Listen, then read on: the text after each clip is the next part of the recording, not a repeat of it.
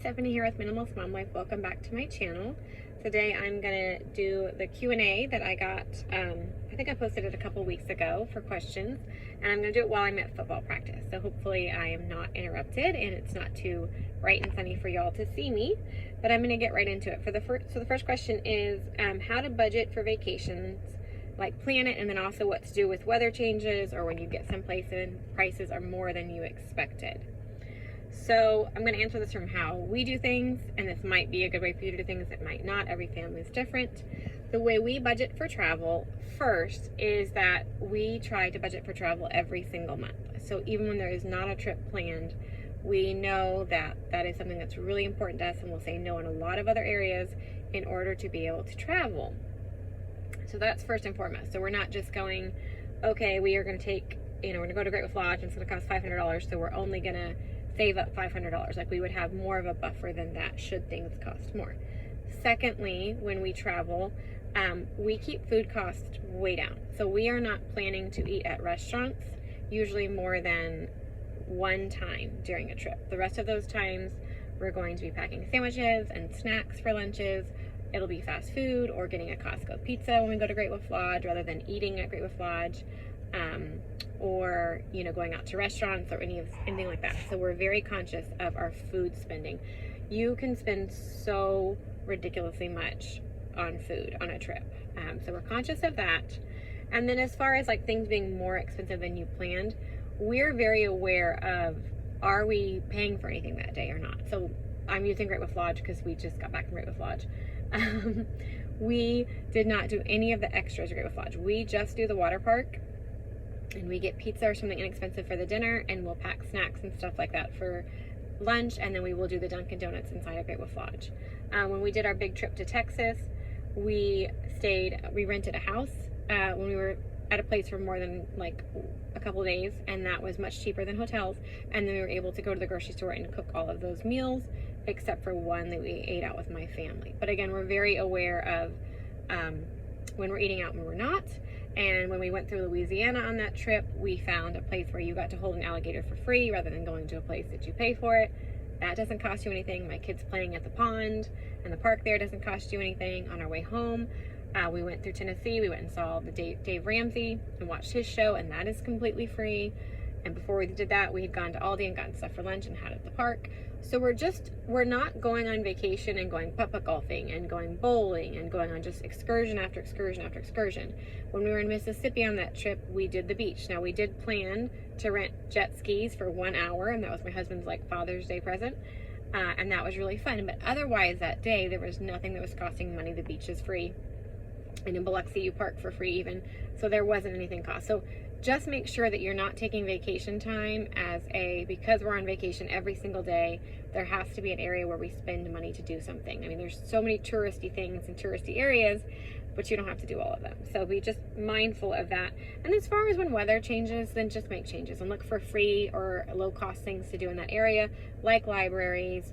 Or when we were in Seattle on a trip, they have a children's museum there, and it was pay as you want, or you didn't have to pay at all, and we did pay, but it was like by donation. So look for things like that, fun things to do. But also, teaching your kids gratitude and contentment and lasting joy is not always replacing things. So if the plan was to do this and it got rained out, that doesn't mean we have to find something equally as fun and exciting to pacify ourselves. Like, we can make do and be happy even if our plans didn't go as we planned because of weather. The second question I got was, how do you justify buying less expensive things like soaps, skincare, food, like non-organic food and stuff like that, when those things, according to this person, are linked to cancer and are worse for your health? How do you justify that in your mind?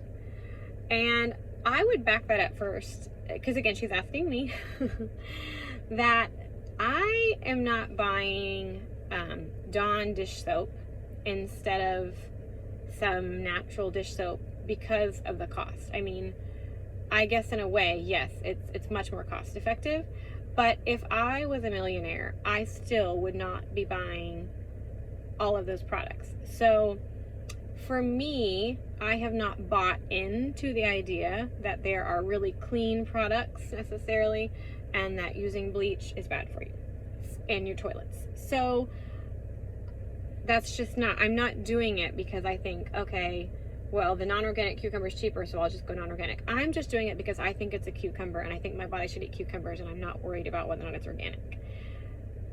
I have answered this particular question a lot on Instagram. I've had a lot of women that follow me that have really said they felt like it's become an anxiety for them, or even a cult for them, or an idol for them, that they feel so pressured because of things that they read to eat a certain way, or to use certain skincare or makeup or whatever, and yet they can't really afford it.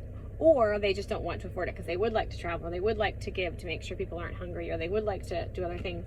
So I'm gonna say that's why it's easy for me. It's because I'm not buying into that. Now, let's all remember, we all lived through 2020. We can get science to say lots of different things, and you can read articles that are in stark contrast to one another, and will still cite that they have evidence-based studies, and will still say that here's the statistics that they're going to spout, and you're going to read them on both sides, and you're going to have to decide for yourself what you believe. I do not follow on any social media anybody advocating for either side of organic, non-organic, whatever. If the Lord convicts me that something I'm doing is bad for my body, I would change it. But that's that. And I just want to add, as a Christian, I believe that we're to steward our body well. I still believe that God is sovereign over our days, and that He has numbered our days, and we are not going to add to our days any more than His sovereign hand has decided before the creation of the earth. So I don't feel the responsibility to somehow add to my life. I do feel the responsibility to steward my body well, but I don't think that means that I can't use scrubbing bubbles in the bathtub and Dawn dish soap, and stuff like that. So that's just my own personal opinion, and it's totally fine, and I respect that other people have a different one. All right, the next question is, kids are always wanting more. How to get them to be grateful and content. It's modeled, number one, make sure that you're not always getting new things. Make sure that you're not longing after things or complaining about not having things or always replacing things. Number two, make sure that they are not on social media. Anyone under the age of 18 does not belong on social media. Make sure they are not watching other kids play with toys on YouTube. Surround yourself with people that live similarly to you if you can. Explain that love comes in a lot of different ways, not just in packages, not just with money spent. And then help your kids to care about other people. So just as adults, I've talked about this in my contentment video, we tend to only compare up. So only compare to people that have more than us or do better than us or whatever. Comparison is the thief of joy. But if we can take what we have and look to who doesn't even have what we have and call that comparing, then I think we can help ourselves out a lot. And I think we can with our kids too. If they can understand that there are World Vision children they can sponsor, that they can take a portion of their Christmas money or their allowance or whatever and buy ducks for a family in Burundi so that they can start having ducks that have eggs, and so they can start making a living for their family and have food, I think it'll expand what our kids desire to do. It is natural, while still sinful, for kids to be selfish, but we as parents have to model something different and also give them opportunities to expand beyond their own, what they're seeing. The other side of that is your kids don't need to go in stores all the time. Just like you don't need to be in the Target dollar spot, your kid doesn't need to be at the Target toy aisle. Do not make it a habit. If you have babies, do not make it a habit of going down the toy aisle at every store you go to. You should be able to go to Walmart, get what you need, and get out without ever seeing the toys. That doesn't need to be a way that we entertain ourselves or something that we do and then hope our kid doesn't want something that seems kind of opposite.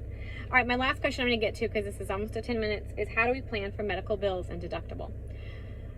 So we have CHM, which is Christian Healthcare Ministries, and our minimum that we have to spend before they'll cover anything, and this is not preventative, we're responsible for preventative, but like if an incident happens, is $1,000 per person. So I am always contributing to that amount each month, and we will reach it, and then something happens and it'll get spent, and then we just are trying to build it back up. But this is where having an emergency fund comes in. You need an emergency fund, and I think beyond your emergency fund, as you can, you need to have your deductible saved. Always be saving for that. We know medical stuff's going to happen and we know it's expensive. Be really, really familiar with your medical insurance. Like, get a PhD in what your medical insurance covers and where they cover it and who they cover and what. And get familiar with that so that you can plan better. If you don't have, like for us, our insurance doesn't cover preventative stuff, so I know what the cash pay price is to go see the pediatrician. I got that memorized. And the dermatologist, because they're not going to cover that unless it's certain things. And so have those things. You can ask your doctor's office for a cash price printout if there's anything that you know your insurance doesn't cover, and then plan to have that just like you would the dentist or the orthodontist. So I hope this video was encouraging to y'all. I did have one more question on this about homeschool curriculum picks. That'll have to be its own video. I will talk to y'all soon.